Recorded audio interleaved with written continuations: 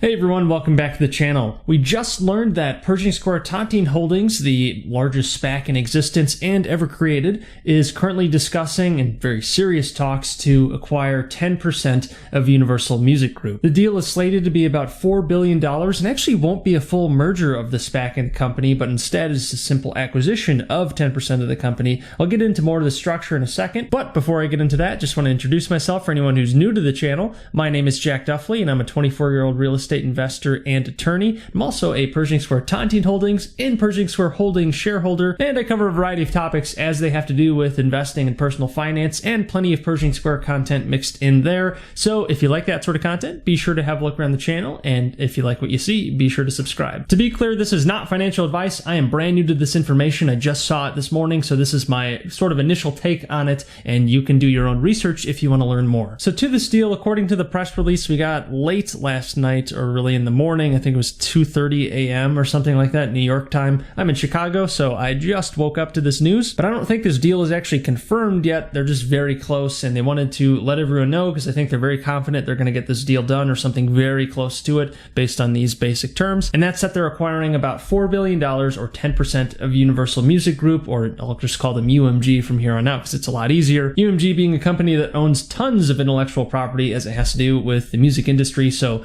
got plenty of stable cash flows, one would think, but whether it's worth this valuation is debatable. I haven't really dug in any numbers since they are a private company, so we can only see so much. But we can at least look at the structure of this deal to see where Pershing Square Holdings is going to be after it and where Pershing Square Tontine Holdings, the SPAC, is going to be after it, because it's not actually dissolving. What normally happens with a SPAC deal is the SPAC itself, the cash entity, actually merges completely with some private company, and then the private company essentially becomes whatever the SPAC was. The SPAC will change its name to whatever fits the bill for the company and gets a new ticker usually, and that's the whole deal. The advantage of a SPAC, at least as they're currently being used, is that the private company can go public for usually a lot cheaper, or at least a lot quicker, than if they were filing all these stuff themselves to go public, since it's a very intensive process to actually go public, especially when you're a large company. And because the SPAC is all cash at the beginning, it's usually a lot easier to take that company public as opposed to the actual company that they're targeting to take that public first. The largest overarching concern is saving costs on actually going public, so that is the whole appeal of SPACs. There are some other advantages and disadvantages. I've actually covered them in this video that I'll link above and below in the description. But what's weird about this deal is that Pershing Square Tontine Holdings will still exist as a SPAC after this deal, and instead Pershing Square Tontine Holdings shareholders will actually get shares of UMG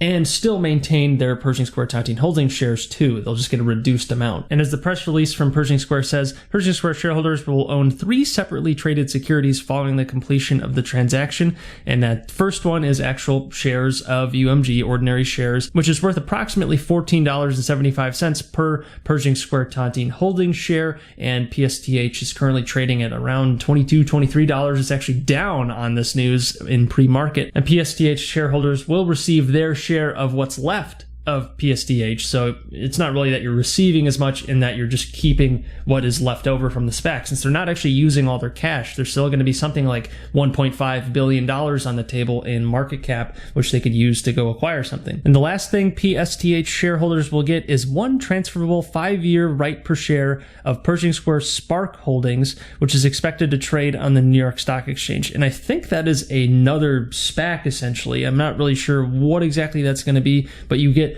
a transferable 5-year right into that as well. Now, I mentioned earlier that I'm both a shareholder of Pershing Square Holdings, the hedge fund, and Pershing Square Tontine Holdings. Now, Pershing Square Holdings is the sponsor for Tontine Holdings, the SPAC, so they are set to benefit from a potential deal. So I really was paying close attention to this mainly because of that. I have a much bigger stake in Pershing Square Holdings in my personal portfolio than I do in Pershing Square Tontine Holdings. And one of the big reasons for that was that Pershing Square Holdings has a large amount of warrants for Pershing Square Tontine Holdings for anything over $24 per share once a deal actually goes through. Basically, Pershing Square Holdings would get a free shot at getting much cheaper shares, potentially, of whatever the company they merge with is. But what's odd about this deal, at least if I'm reading it correctly, is they're not going to be able to do that with this specific part of the deal. They specifically say that because the transaction is structured as a stock purchase and not as a merger, the redeemable warrants and the director and sponsor warrants, collectively the PSTH warrants, will not become exercisable for shares of UMG. As a result, UMG will not issue warrants in respect of any of the PSTH warrants and will not have any warrants outstanding. So if I'm reading that correctly,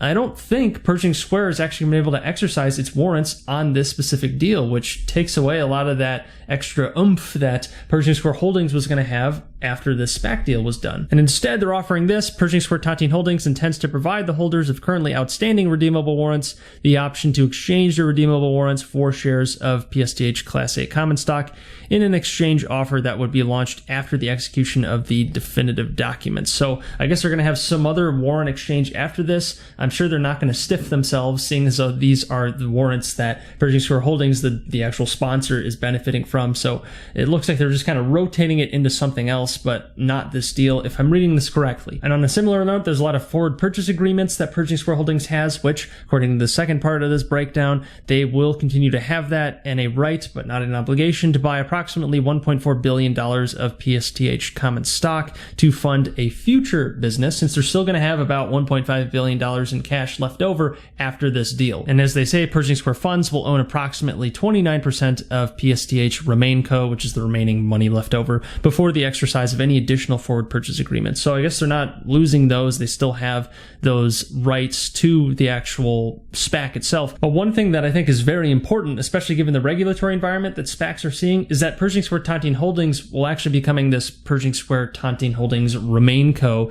It won't be a SPAC anymore by current definitions. They're saying that because the transaction will satisfy the requirements of an initial business combination, PSTH Remainco, which is that remaining portion of the SPAC that's not going to have a deal done, that will no longer be treated as a SPAC under New York Stock Exchange listing rules. So I actually think this is trying to pivot out of the regulatory risk that SPACs are seeing right now. We've seen the SEC kind of halting things, or at least they're saying they're going to come down with some more scrutiny. So that's creating a lot of uncertainty in the space, since it is a bit of a weird gray area, this SPAC craze that we've seen ourselves in that it's really a workaround to the actual public filing system. And I'm sure the SEC is probably not too happy about it, but they've really let it go on for quite a while. So I don't know what's going to happen there, but clearly Pershing Square Tontine Holdings doesn't either, so they want to pivot out of that if they can. At least that's how I'm interpreting that. And then the last portion of the deal I mentioned was the SPARC, which is actually different from a SPAC now that I'm reading this over again.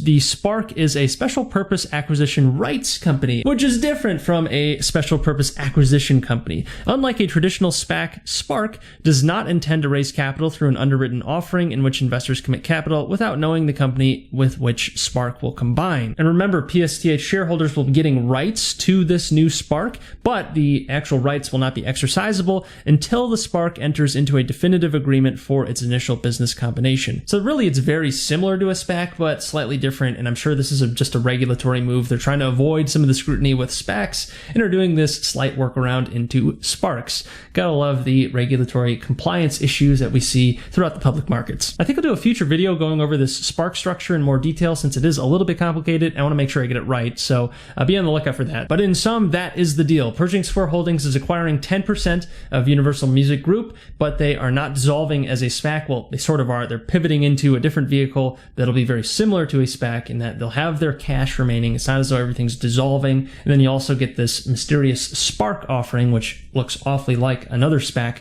coming in the future, in that Pershing Square Tontine shareholders will get a 5-year exercisable right for whatever that SPARC finds. But otherwise, I'll definitely be doing more content about this deal in the future, especially as we get more thoughts on what Bill Ackman was thinking behind the deal, why they're so interested in this, and especially as it actually gets closer to closing, since they have to get through that first. You also got the regulatory issue in there with SPACs in general that could throw a wrench in things. You never know. There's still risk here, that's for sure. And as I said earlier, Pershing Square Tontine Holdings is actually down on the morning, so clearly some people don't like this deal, since it is kind of weird. I don't think people were really expecting this sort of structure. They're probably expecting a complete merger, the SPAC dissolves, but instead you got this weird, complicated sort of triple structure where you get some of it going to shares, some of it staying in the SPAC itself, sort of, and another going into a rights offering that looks awfully like a SPAC. So it's kind of weird. I don't think people really expected that. But otherwise, that's all I've got for today. If you like this video, please like it, since that would help the channel out a lot. And if you like this sort of content about investing and personal finance, then definitely subscribe, since I put out new videos every single week and wouldn't want you guys to miss out. But until next time, take care.